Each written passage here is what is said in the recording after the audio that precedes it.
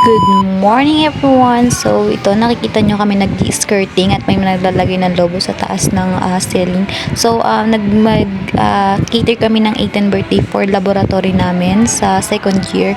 So ang motif na is color pink and black, white. So yun, tas naglalagay sila ng laso sa bangko for additional design. So yan, medyo hassle siya kasi medyo ang daming gamit niya and first time namin maggawa nito.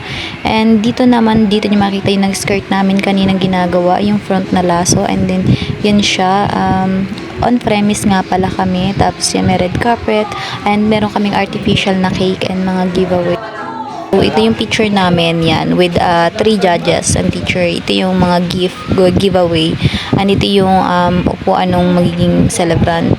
And then ito yung buong ano niya, basta yun. Tas yan, yung 18 roses, candles, and gift cake. And this is me. Bye!